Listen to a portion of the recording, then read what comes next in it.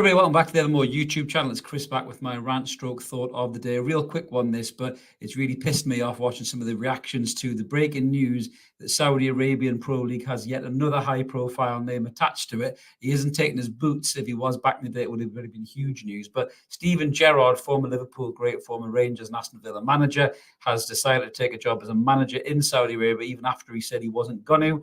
He's turned around and said that it became a bit more appealing. I wonder why it became a bit more appealing, Stevie. Maybe wonder why. Maybe a few more sacks full of gold for the old Scouser treasure chest there, mate. But he's decided to take on a job, 2-year deal for, pardon my pronunciation here in Saudi Arabia. Is it El Atafik? I think it is. Tafike. So he's taken that job on as the Saudi Arabian manager. And that's not really what surprised me, because Gerrard isn't really going to get a job in the Premier League, after he kind of bombed at Villa a bit. He left Rangers. Probably should have stayed there, really. He was doing quite well, beating Celtic to titles and everything else. Maybe he disappeared because he realised the Celtic will come back and probably do them over and win the league again, then he would be fucked. He's not willing to take a championship job by the looks of it, or a championship club doesn't want to take a chance on him. So he's decided to piss off over Saudi Arabia for 2 years, line his pocket, and manage either players come to the end of their career or players that will never really make it to the big time. So that's not really surprised me either. There's talk about him being linked to Jordan Henderson, James Tavernier, from obviously both Rangers and Liverpool respectively. Both had great careers at both those clubs.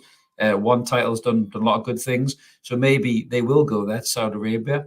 Time will tell with that. I could always see Jordan Henderson going back to Sunderland at some point, but I think if they go back to the Premiership, maybe not as with the Championship. But listen, we don't talk about the Maccabees too much on this channel unless we're talking about Seagulls. But, that's what Steven Gerrard is going to be doing. But it's really kind of knocked me a little bit here and pissed me off a little bit. And it shouldn't surprise me, but it's the reaction of the media, or should I say the lack of reaction of the media when it comes to Steven Gerrard's arrival in Saudi Arabia. Now, when Newcastle United are involved in anything at all, in terms of Saudi Arabia, all hell breaks loose. They walk down the streets ringing the bell from Game of Thrones. Shame, shame. They come riding in on their white noble steeds and thrust their sword of shame and defecation at all Newcastle fans. How dare you support a team that's owned by a Saudi Arabian regime? God damn you, Gary from Wallsend, you horrible man. I'll never ride in your black cab ever again. So this is how the media react when it comes to Newcastle United in Saudi Arabia. One of their media darlings goes out to Saudi Arabia. Nothing. Fuck all. Silence. Sweet FA. Not only was it fuck all or sweet FA, Sky Sports even tweeted a fucking joke about the way that Steven Gerrard's announcement video was presented when he tried to do some Arabic in the thickest Scouse accent ever, which actually made it sound even more Scouse than possible, if that was imaginable.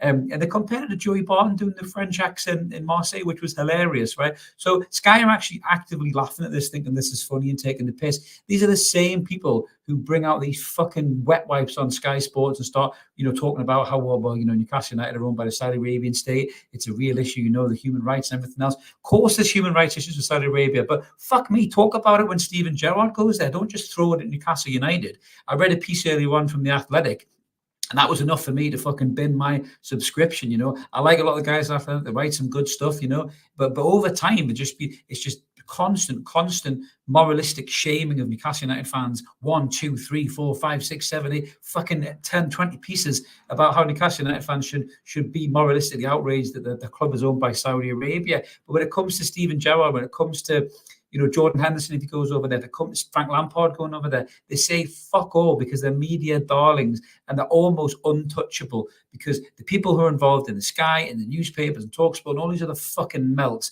have these huge self-praising views of Gerrard and Lampard and all these other fucking people that are involved with it, right? And that's the reason why they don't attack them and they don't have a go. There's nothing to do with the Saudi Arabian regime or the atrocities that go on over there. It's just selective. Newcastle United is an easy target for these people. And that's why they overreact when Newcastle United do anything. They get a Saudi Arabian sponsor, bang, all fucking hell breaks loose. They're going to host a Saudi Arabian game against Mexico, St. James's Park. Why not? St. James's Park hosts rugby. St. James's Park hosts European football, international football. When the Euros were here in the 90s, we fucking hosted that, Rugby World Cup, everything else. Why the fuck not host a Saudi Arabia versus Mexico game in Newcastle United? Why not? If the two countries want to play there, let them play there. They wouldn't think twice about England going to play in Saudi Arabia against Scotland or Wales. They wouldn't fucking batter an eyelid because all they want is the money into the FA. But when it comes to Newcastle United, of course, the agenda changes, the gears shift, and it's attack. And when it comes to Steven Gerrard, it's all fun and games and jokey. So that really pissed me off. Didn't surprise me, but there you go. That's the rank fucking hypocrisy that is around in the football media at the moment. The more media dons that go over there, the less they'll fucking say. And the less they'll say, the less they can judge us Newcastle United fans for supporting the team and being excited about what direction the club is going in. So that's me done for the rant today. If this is the kind of thing you like, guys, please consider subscribing.